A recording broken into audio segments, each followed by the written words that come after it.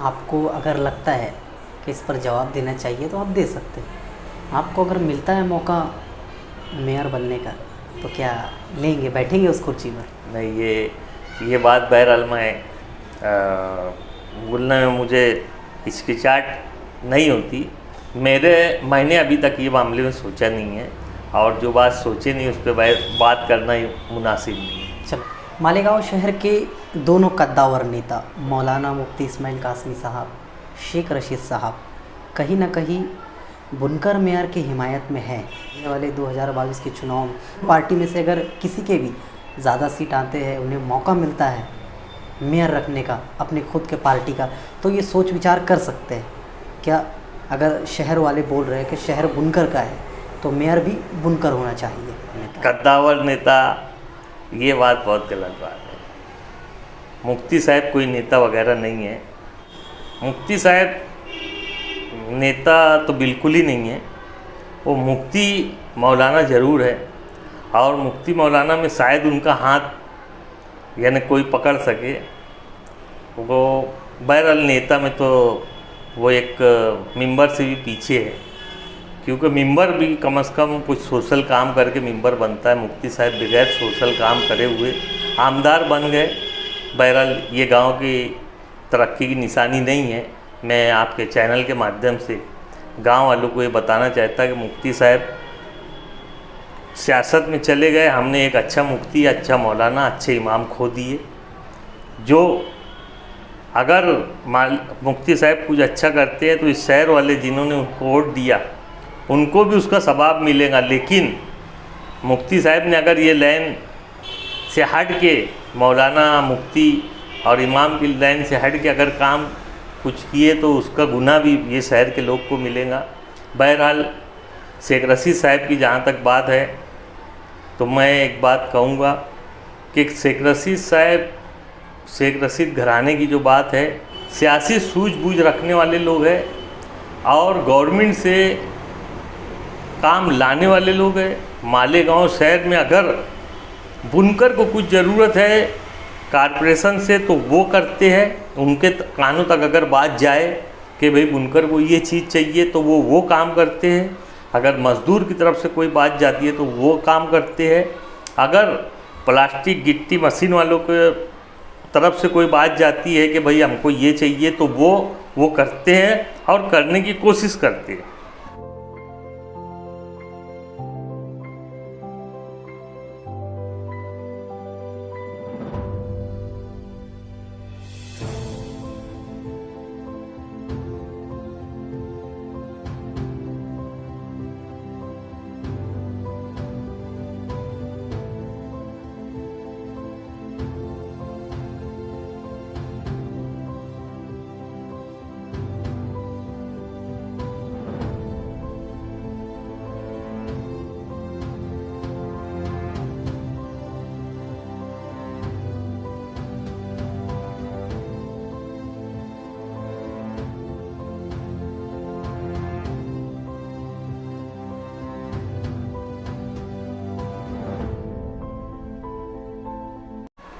बहरहाल सब काम हो जाता ऐसा मैं नहीं मानता, क्योंकि मैं मेंबर हूँ।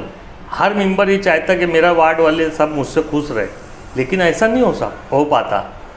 क्यों कि हमको एक फंड मिलना, जो बजट मिलता है, तो बजट मिलने की एक सीमा रहती है। और हमारे वार्ड में काम अगर 5 करोड़ का है तो हमको 5 करोड़ बजट नहीं मिलता, इसलिए हम पूरे वार्ड का काम नहीं कर सकते। अब पूरे वार्ड का काम नहीं कर सकते तो पूरे लोग खुश भी नहीं रह सकते। तो ज़रूरी नहीं है, काम तो सभी करना चाहते। कोई मेंबर ये नहीं चाहता कि लोग मुझे बुरा बोले, ख़राब बोले। सभी ये चाहते कि लोग मुझे अच्छा बोले, कम से कम मेरे वार्ड के लोग अच्छा बोले, लेकिन वो नहीं कर पाते। आपको तो पता होगा शहर में एक मुद्दा सरगर्म है बुनकर मेयर को लेकर। आप भी एक बुनकर है, आपका भी पावरलूम इंडस्ट्री में कारोबार है, एक बेहतरीन कारोबारी है आप। तो आपकी इस पर क्या राय है? आने वाले जो 2022 के चुनाव में बैठ सकता है बुनकर मेयर? बड़ी खुशी की बात है, मालेगांव शहर में एक बात ऐसी चल रही है और उसको कुछ लोग अच्छा भी बोल रहे, कुछ लोग बुरा भी बोल रहे हैं। बहरहाल आपके माध्यम से जो बात आई कि भाई बुनकर मेयर बनना चाहिए, तो बहुत अच्छी बात है, बहुत खुशी की बात है। मैं बुनकर बिरादरी से हूँ, बुनकर हूँ, इसलिए मेरे लिए तो बड़ी खुशी और गर्व की बात है कि भाई बुनकर मेयर बने। लेकिन जहाँ मुझे इस बात का गर्व होगा कि बुनकर मेयर बने, तो वहाँ पे इस बात का मलाल भी होगा कि बुनकर, व्यापारी और बहुत सारे मसलक के लोग, बहुत सारे कारोबारी लोग ये बात की सोच आज तक किसी में नहीं थी कि भाई मेयर कैसा, कौन सी बिरादरी का होना चाहिए, कौन सी बिरादरी का नहीं होना चाहिए। बहरहाल मेयर की जो सोच हो, मेयर जो काम काज जो शहर को अच्छा कर सके, डेवलप कर सके, शहर में काम काज हो सके, गरीबों के हक़ की लड़ाई लड़ सके, अमीरों की हक़ की लड़ाई लड़ सके, मेयर तो बहरहाल ऐसा होना चाहिए। ना कि बुनकर, ना गैर बुनकर या मज़दूर, ऐसी बात नहीं होना चाहिए। ऐसी बात से लोगों को दिल आज़ारी होंगी, मैं ऐसा समझता हूँ। रहा सवाल कि यहाँ पर बुनकर भी है, मालेगांव शहर में बुनकर है तो मज़दूर है, मज़दूर है तो बुनकर है, तो ये भी बात तो हो सकती कि मज़दूर मेयर रहे, कल कोई आके ये भी बात कर सकता कि मज़दूर मेयर रहे। यानी मज़दूरों का ही मसाइल बहुत सारे हैं मालेगांव शहर में, जैसे बुनकरों के मसाइल बहुत सारे हैं वैसे मज़दूरों के भी मसाइल है। तो ये बातें बहरहाल नहीं होना चाहिए। ये बात होना चाहिए कि गांव का अच्छा विकास, अच्छा डेवलप कौन कर सकता, कौन सियासी सूझबूझ रखता है और कौन गवर्नमेंट से लड़ झगड़ कर मालेगांव शहर के लिए कुछ ला सकता है, मालेगांव शहर को तरक्की दिला सकता है, ये होना चाहिए। बताना चाहता हूँ, आपके चैनल के माध्यम से लोगों को बताना चाहता हूँ कि आमदार को 2 करोड़ रुपए का बजट तो हर साल है। अभी मैं सुना हूँ कि ये गवर्नमेंट ने 3 करोड़ रुपये कर दिए, तो 3 करोड़ रुपये तो हर साल आना ही आना है, उसका तो काम होना ही होना है। तो ये 3 करोड़ का काम या 2 करोड़ का काम कर दिए तो ये कोई कमाल नहीं, ये तो हर आमदार को इतना फंड मिलता है। लेकिन इससे हट के जैसा शेख आसिफ साहब ने, उनके टाइम में 2 करोड़ रुपये का फंड था, तो आप देखिए उन्होंने 2 करोड़ रुपये का जो काम था वो तो किया ही किया, लेकिन उसके हट के उर्दू घर में 8 करोड़ रुपया लाए, हिल स्टेशन के लिए 3-4 करोड़ रुपया लाए और अजीज़ कल्लू स्टेडियम के लिए लाए। बहुत सारी जगह पे उन्होंने फंड गवर्नमेंट से लाया। तो ये फंड जब आएगा तो ये माना जाएगा ये तो आमदार को जो 2 करोड़ 3 करोड़ मिलना है उसका तो काम होगा ही होगा। अभी कुछ दिन में आप देखेंगे कि मुफ्ती साहब रोड का इब्तिदा करेंगे, कहीं कुछ इब्तिदा करेंगे, तो इतना तो फंड उनको मिल रहा है। जैसे कारपेंटर है जिसको 10 लाख रुपया अभी मिला है बजट, तो 10 लाख का काम तो उसने करना ही करना है, वो काम कर दिया तो वो कोई कमाल नहीं है, वो और कहीं से बजट ला सकता है, लेके आए तो कमाल की बात है। क्या आप बता सकते हैं कि आपने इस वार्ड में आपने किस तरह से डेवलपमेंट के काम किया और क्या क्या किया और आगे क्या क्या इरादे हैं आपके काम करने के? नहीं, दरअसल मैं ये 5 साल का ही नहीं, मैं 15 साल से मेंबर हूँ। 2007 में पहली बार चुन के आया, 2012 में दूसरी बार चुन के आया, 2017 में तीसरी बार चुन के आया। मैं पूरे 15 साल का हिसाब देने के लिए तैयार हूँ और 15 साल का हिसाब एकदम आसान है।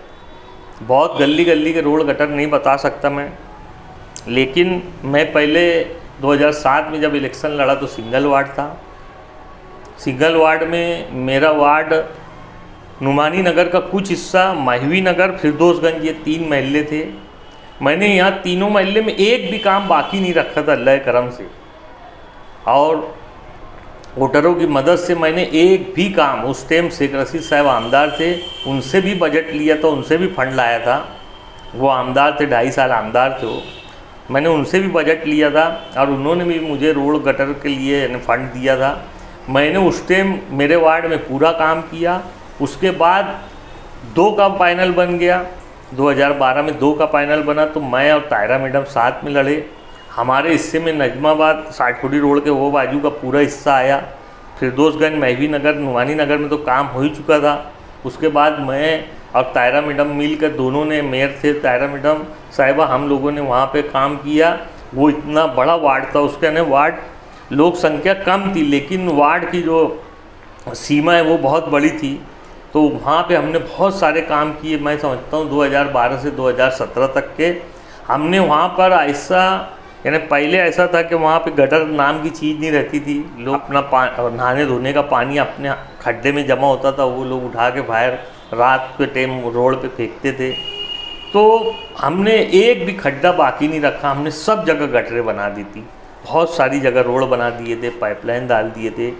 पानी की टाँकी, जो लोगों को ये गुमान भी नहीं था कि भाई पानी की टाँकी चालू हो जाएंगी, अल्लाह करम से मैंने और तायरा मैडम ने पानी की टाँकी चालू करा दी है। और 80 फुटी रोड का जो रास्ता था वो बिल्कुल किसी को समझ में आता नहीं था कि 80 फुटी रोड कैसा है कैसा नहीं है। हमने उस टाइम के कमिश्नर अजीत यादव साहब से बोल बता के वो रास्ता खुलवाया। आज 80 फुटी रोड आप देख सकते हैं, उसको उसी टाइम बनाया। और ऐसे अनगिनत काम किए। और जब अनगिनत काम किए, 2007 में मैंने काम किया था, मेरे वार्ड के लोगों को पसंद आया, उन्होंने 12 में वोट किया मुझे। और 12 में जो काम किए हमने, महवी नगर, फिरदौसगंज, नुमानी नगर, नजमाबाद, दाता नगर, अलीबाग, बहुत सारे महल्ले के नाम मुझे, सर सैयद नगर वगैरह, तो वहाँ काम किए लोगों ने। फिर 17 में भी चुन के दिया।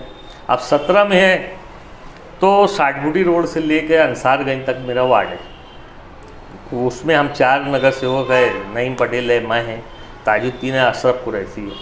हम चारों मिल के हर साल अपने अपने हिस्से का जो भी फंड हमको मिलता है, जो बजट मिलता है, उसका हम चारों अपने अपने हिसाब से एक मर्यादित यानी वार्ड हमने तय कर लिया है कि यहाँ ये काम करेगा, वहाँ वो काम करेगा, वहाँ वो काम करेगा। और रहा सहा अगर कहीं कुछ और दिखता है कि भैया अशरफ कुरैशी ने उसका अगर 10-20 लाख रुपए का जो बजट है वो डाल दिया, उसके अलावा भी कोई अर्जेंट बनाना पड़ रहा है तो मैं बना देता हूँ, या ताजुद्दीन बना देता है, या नईम पटेल बना देता है। ऐसा हर एक के वार्ड में, अगर मेरे वार्ड में कोई ज़रूरत लगती है तो ताजुद्दीन बना देता है, ताजुद्दीन के वार्ड में ज़रूरत लगती है तो मैं बना देता हूँ, नईम पटेल हम लोग ऐसा एकदम चारों मेंबर कंबाइन होकर काम कर रहे हैं। और मैं नहीं समझता कि हमारे वार्ड में हमने अभी तक 80% काम कर चुके हैं, और आने वाले साल में इंशाल्लाह हम पूरा 100% का हमारा काम कर देंगे।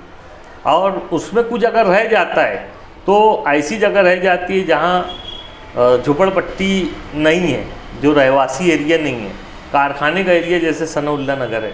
तो अगर कुछ काम सनाउल्लाह नगर है और उसके बाजू में रोशनाबाद है, तो अगर कुछ काम अगर रह जाता है तो मैं तो नहीं समझता हूँ कहीं काम रह जाएगा। लेकिन अगर थोड़ा भी 19-20 रहेगा तो उसी वार्ड में रहेगा। बाकी जो झुपड़पट्टी का एरिया है, जो रहवासी एरिया है, वहाँ पे इंशाल्लाह हम 100% काम करेंगे।